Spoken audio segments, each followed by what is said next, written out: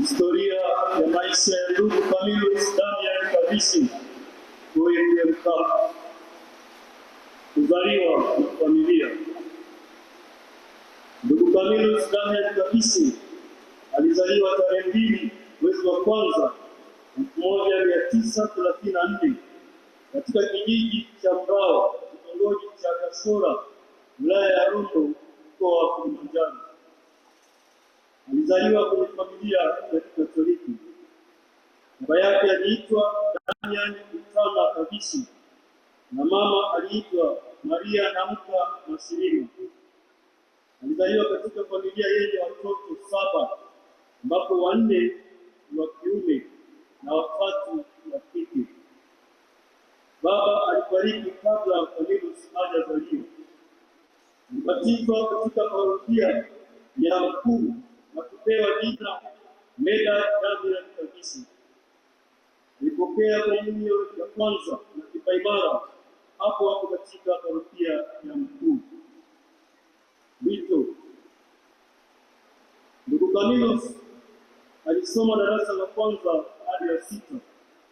Baada ya kumaliza darasa la 6 mwaka 1952, alijiunga na shirika la mablaza wa jimbo la Moshi mnamo mwaka 1953 akitokea parokia ya Mkuu Rombo.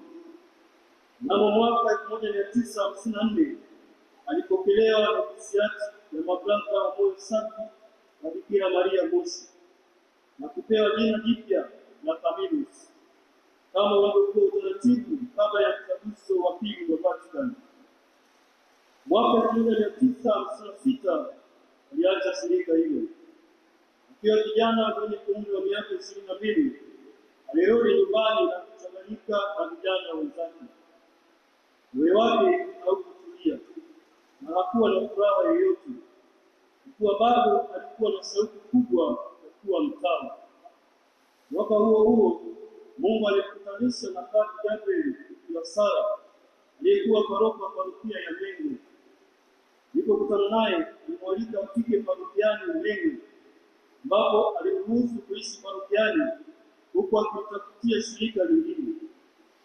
Baada ya miaka miwili, yaani 1956 hadi 1958, siku moja ndugu Richard Wesley Mkapuchini alipofika kupumzika parokiani Mengo, alipatia ndugu Camillus anwani ya mhudumu wa shirika la ndugu wa Kapuchini. Ndugu Camillus alitambua kuwa Mungu amemtuma mtu wa kumsaidia aendelee na wito wa utawa. Hivyo aliandika kwa maombi ya kujiunga na ndugu wa Kapuchini na kumkabidhi aiwasilishe. Msaada wa Roho Mtakatifu alipokea majibu ya kukubaliwa kujiunga na Wakapuchini baada ya miezi miwili mwaka 1957. Januari 1959 ndipo alipoenda Sai Mahenge alipokuwa makao makuu ya shirika la Wakapuchini katika Tanganyika. Baada ya wiki mbili alipelekwa parokia ya Ngorongoro kwa miezi 9, sababu walitambua kuwa alishapata uzoefu wa maisha ya utawa. Baada ya utume huko parokia ya Ngorongoro, alirudishwa Sali na kupokelewa kama mpostulanti. Aliendelea na maisha pale Sali akijiandaa kuhamia Kasika. Maisha ya utawa na utume. Aliingia na ofisiati tarehe 15 mwezi wa 4 1951. Hapo alianza maisha ya Kikapuchini pamoja na wenzake 4. Walikuwa ndio wazalendo wa kwanza wa Tanganyika kujiunga na ndugu wa Kapuchini. Wakati huo nchi bado inaitwa Tanganyika. Baada ya mwaka mmoja walifunga nadhiri za kwanza tarehe 25 mwezi wa 4 1962. Na baada ya hapo ndugu Camillus alikuwa na nafasi ya kujifunza umeme kwa miaka 3. Baada ya miaka 3 alifunga nadhiri za maisha tarehe 25 mwezi wa 4 1965 huko Kwiro Mahenge katika kanisa kuu la jimbo la Mahenge.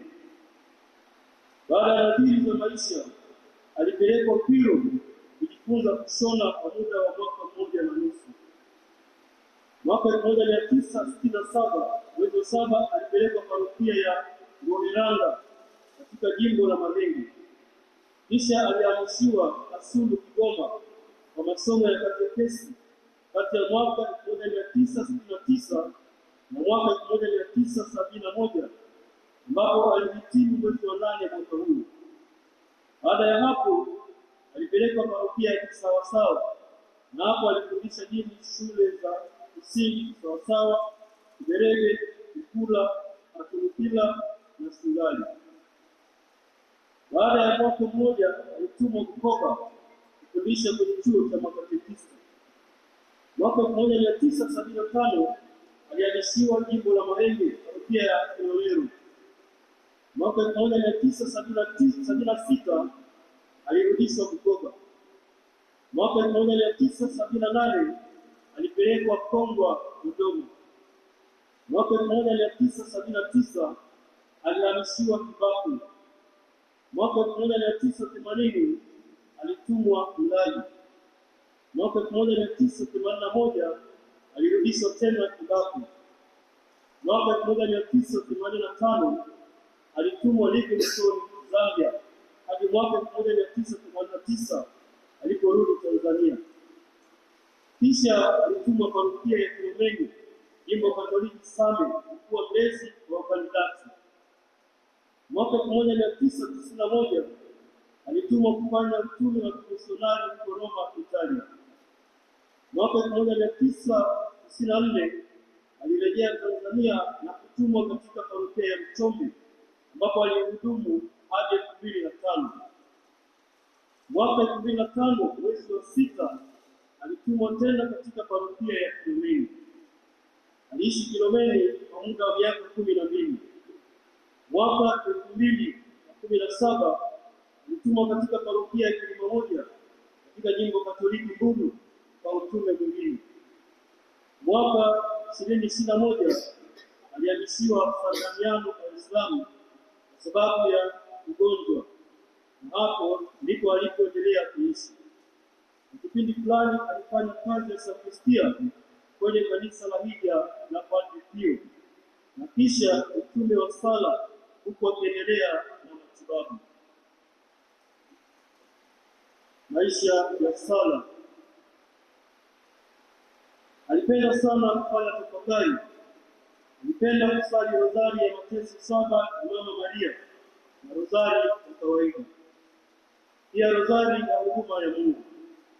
Kwa muda mrefu Mama Bikira Maria amekuwa kimbilio lake pamoja na watakatifu somo wake, yaani Mtakatifu Medadi na Mtakatifu Camillus. Alipenda maisha ya jumuiya, hususani kusali pamoja na ndugu. Amejitahidi kuwa mwaminifu katika kufuata ratiba za sala ndani ya jumuiya zote alizoishi. Ndugu Camillus katika maandiko aliyoandika yeye mwenyewe anamshukuru Mungu kwa maisha ya utawa na kwa kumpatia nafasi mbalimbali za kutumikia katika shirika la ndugu wadogo wa Kapuchini. Anamshukuru Mungu kwa kumpa nafasi ya kufanya kazi mbalimbali katika shirika na ameyafurahia maisha yake kama mtawa katika shirika. Katika sehemu ya mwisho ya maandiko yake, ndugu Camillus aliandika, nitafurahi nikifa kama mtawa. Ugonjwa na kifo. Kwa muda mrefu ndugu Camillus alikuwa na changamoto za kiafya na hasa uwepo wa uvimbe katika koo lake ambao ulidumu kwa takribani miaka 30. Aliweza kupatiwa matibabu katika hospitali mbalimbali hadi alipogundulika kuwa na kansa ya koo. Licha ya kusumbuliwa na ugonjwa huu, ndugu Camillus hakuonyesha udhaifu katika shughuli zake za kila siku, hasa alizopangiwa na wakubwa wake. Alibaki kuwa mtu mchangamfu, mwenye furaha, mwenye kujitoa kwa kuhudumia watu mbalimbali katika nyanja ya kiroho na kimwili.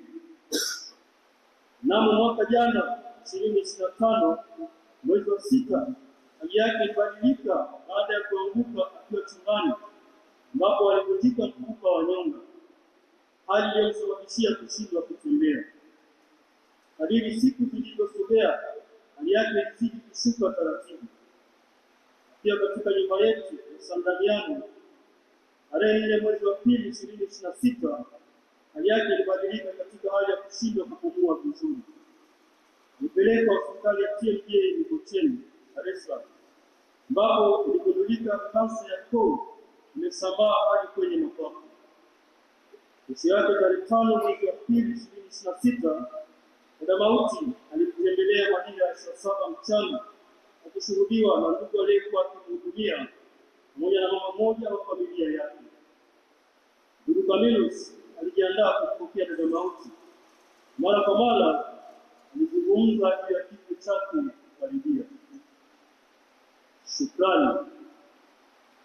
Tunamshukuru Mungu kwa zawadi ya ndugu yetu Camillus Damian Kabishi katika shirika letu, kwani amekuwa baraka kama ndugu wa kwanza mkapuchini Wazalendo. Pili, tunawashukuru ndugu wa Camillus Kabishi kwa ushirikiano wao katika kupokea msiba huu. Shukrani za pekee ziwaendee ndugu wa jamaa ya Sandaliano kwa faraja walizompatia ndugu yetu Camillus.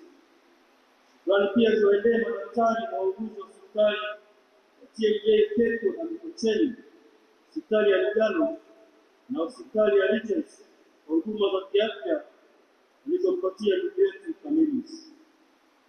Tunatoa shukrani za dhati kila mmoja kwa huduma yake na msaada wa hali na mali aliyotoa kwa ndugu Camillus Kabishi. Mungu awabariki yote na kuwajalia faraja yake maishani mwenu. Raha ya milele umpe Bwana, apumzike kwa amani. Raha ya milele umpe Bwana, apumzike kwa amani. Raha ya milele uwape Bwana, wapumzike kwa amani.